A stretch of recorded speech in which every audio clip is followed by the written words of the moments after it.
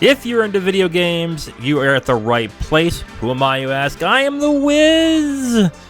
Hello, everybody. Welcome back. If you're on YouTube, you're seeing gameplay footage of the Diofield Chronicles. I'll be doing a thinning of the backlog on that Thursday, so check that out. And tell me what you think of the video when you see it. Tell me what you think of this video and this episode when you hear it as well. Why don't we get started with what happened in the past 2 days? If you are watching this right now and something happens after the time of about 4 o'clock, I record this at 4 p.m., so that's probably why I haven't caught up with that as well. So let's get into some of the news. First off, Microsoft signs deal with Outriders developer People Can Fly for Xbox game. It's called Project Maverick and will have about a $30 to $50 million budget. This is a smart move on Xbox and on Microsoft to start having smaller titles for their portfolio, especially since we keep hearing that a lot of these budgets are bloating and are taking 4, 5, 6 years to make. This is a smart move on there to bolster their portfolio of games, so this is a good idea. I played a good amount of Outriders a couple of years ago. It was fun. It needed more work, but I definitely enjoyed the gameplay that I had with it. I didn't beat it, though. I've heard the end game stuff they added in the end was actually pretty good, but I couldn't have been bothered, to be completely honest. But I had fun with that game. So if you haven't checked out Outriders, I think it's like $20 now if you really want to try it out. I would. It's actually pretty good. Embracer Group plans to cancel some projects and close studios. This is after that big deal fell through that was worth billions of dollars that the CEO was told about last week. Yeah, I guess they were hoping this thing was going to go through. It was going to fund a bunch of different projects that they were having set up. And that's not great. I mean, Embracer for the past couple of years has been on a buying spree. They recently bought the Lord of the Ring property. They've bought studios like Volition, iOS Montreal, things like that. So, unfortunately, this might be the case. We're going to have to close some studios down and shut down some projects, and that stinks. And that really is a testament to how, I think, not well run the business side was run. I don't know how you can put yourself into a situation where you purchase all these assets but have nothing in the pipeline and that you're hoping that the next sale will fund everything else. That's the sign of a poorly run business. And I know some people are going to think, well, Wiz, there are businesses that are run like that thrive. Look at Nike, for example. Sure, but they also fall prey to these types of issues where the moment one gear goes wrong, the whole thing tumbles. So hopefully there's not that many people who lose their jobs, and that the studios that they're closing will be able to divert those assets and those people to other studios inside Embracer Group. Unfortunately, I think some are going to be let go. I will say this: those who are worried that like iOS Montreal or the former Square Enix studios that were bought recently, they think they're closing down. I don't think they're closing down. I would look at more support studios like Volition that will probably be cut at that point, or smaller studios like that. So that's where I think they're going to start putting their attention. It still sucks. I don't like that either, but that looks like where it's going to head. Let's move on to the next story. Embracer Group wants to turn The Lord of the Rings into one of the biggest gaming franchises ever. Oh boy. Okay, so not a bad idea. The problem now is that Lord of the Rings hit its zenith in the 2000s with the movies. You would need to have other types of properties that will utilize the Lord of the Rings to make it more popular in a mainstream way, and Rings of Power didn't do it on Amazon. Rings of Power actually did not do very well. So to make this into one of the biggest gaming franchises ever, you probably have to emulate the movies. And I might be wrong on this, but if you were to do that, you would have to get the permission of New Line Cinema in order to actually use the assets and use the likenesses of the actors and the characters from those movies. I think that's how the deal went, because they don't have rights to the movies. They have rights to the literary works and everything else. In that matter, this could be a more complex situation. But of course, if you have one great game, you're set. That might be the thing that they're hoping for here. So we'll see what happens with that. I don't think Lord of the Rings is a property that can be milked that way. Look at Gollum, for example. Well, Gollum's not fair because that just turned out to be really shitty. The Lord of the Rings can only be made into certain types of games. We're looking at RTSs, third-person action games, stuff like that. So I don't know how mainstream it will get to be one of the biggest franchises ever, but they can sure try. We'll see how that turns out. I don't think it's going to be a complete failure, but I don't think being one of the biggest gaming franchises out there, I don't think that's going to happen. Moving on to the next story, Overwatch 2 missions will cost $15 to access. I know some people are upset by this. I don't remember them saying that these were going to be free with the free-to-play game. I know you would assume that, and I understand that, but you would have to listen to the way they word things in these press releases when they announce they're going to have the single-player content and everything. This is not a big surprise to me. It could also be the thing that shows people that maybe Overwatch 2 isn't really doing that great when it comes to sales. I played it for about a month, and I was aghast by the prices they had for skins and for costumes and characters. I was like, God, that's not worth it at all. And how grindy the past was terrible. So I fell right off on that. I think I'm not the only one either. I don't like that either. I think that's a bad move on their part, but, you know, they're going to do whatever on that point. So we'll see how that turns out for them.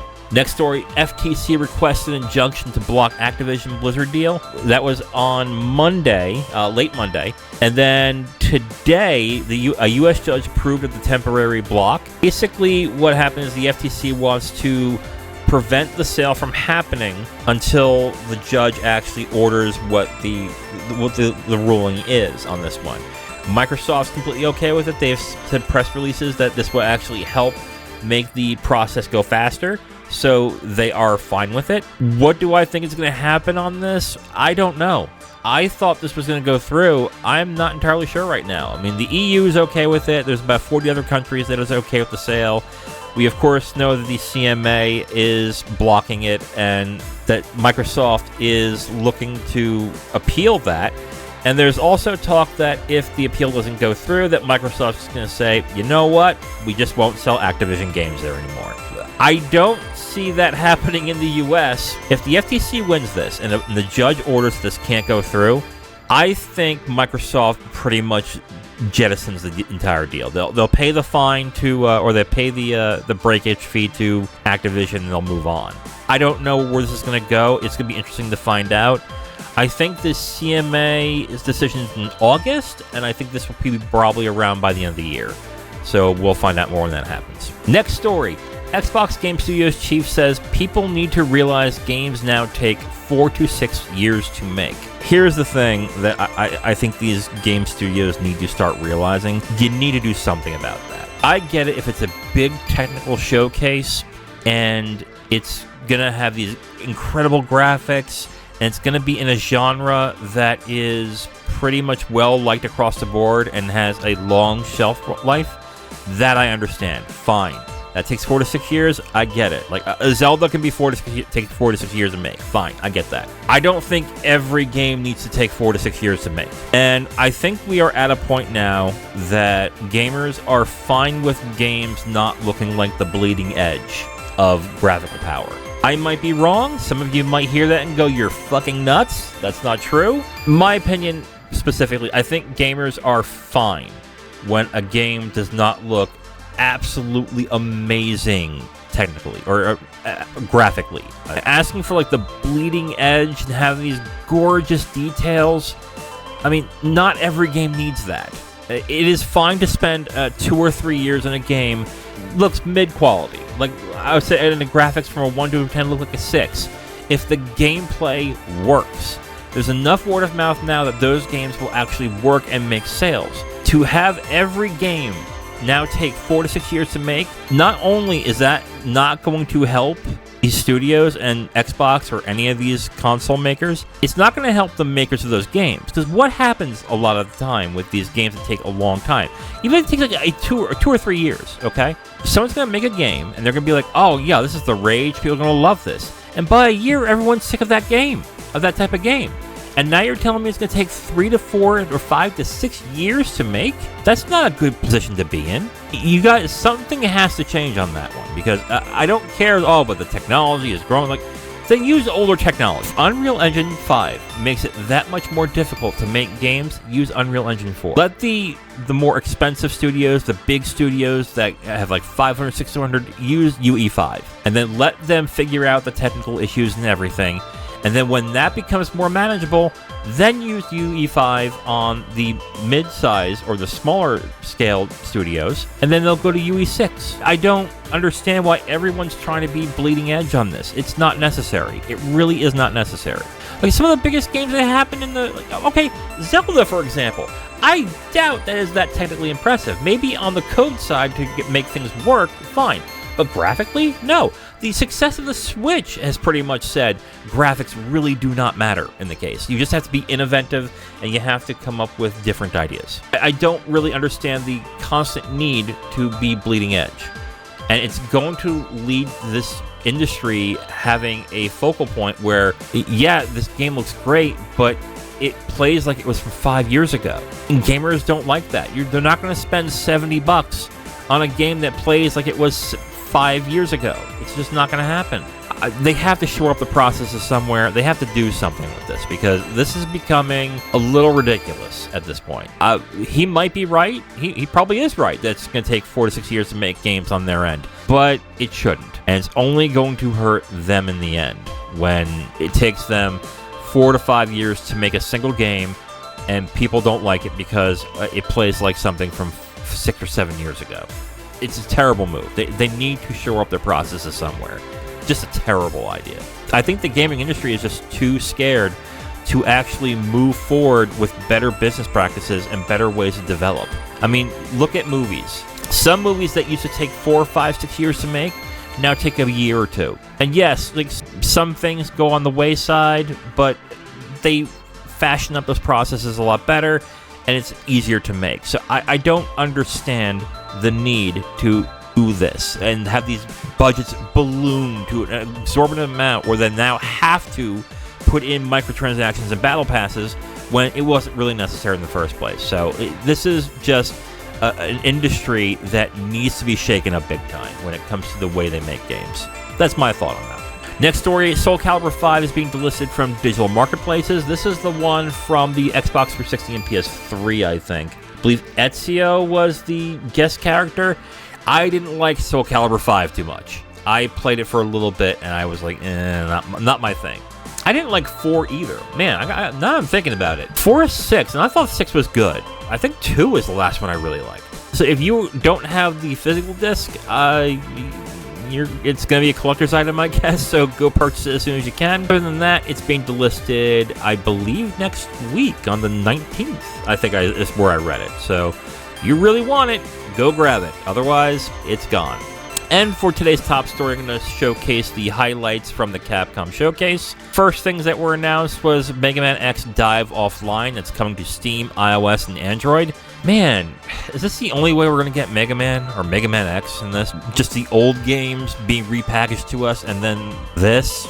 I'll try it when it's on Steam, but I'm not thrilled. But anyway. A new trailer for Exo Primal was shown off. It looks good. I will probably check it out when it's on Game Pass. So I am interested in seeing how that turns out. Pragmata was delayed until 2024. I don't even know what this is still. Maybe there's more on it and I have to read up on it, but I don't even know what it is at this point. So move on from there. Ghost Trick demo is available now. That's coming in June 30th.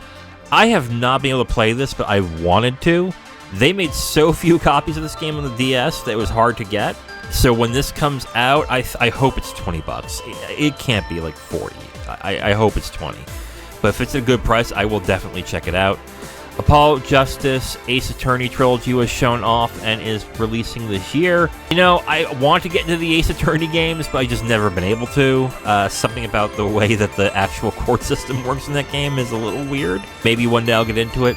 And then some gameplay snippets of Dragon's Dogma 2 was shown off. It looks good. I definitely have to try and get back into Dragon's Dogma 1. So I think at some point in our thinning the backlog segment, I'm going to give that a serious shake. So we'll see how that turns out. Well, that is it for this episode of I Am The Wiz Gaming. Thursday, we're going to have Thinning the Backlog with Dialfield Chronicles, and I'll go over what that is on that day. Friday, we'll have another gaming news roundup. And then Saturday, me and Kim are going to review the movie Spirited Away. Spoiler alert, it's one of my favorite movies of all time, so you probably already know what my thoughts on there is, so I'm really looking forward to hearing what Kim has to say about that, especially since I've pretty much demolished her favorite movie on Tuesday. Sorry, Kim. Well, anyway, that is it for this episode of I Am The Wiz. Guess who I am? I am The Wiz. Talk to you next time. Bye.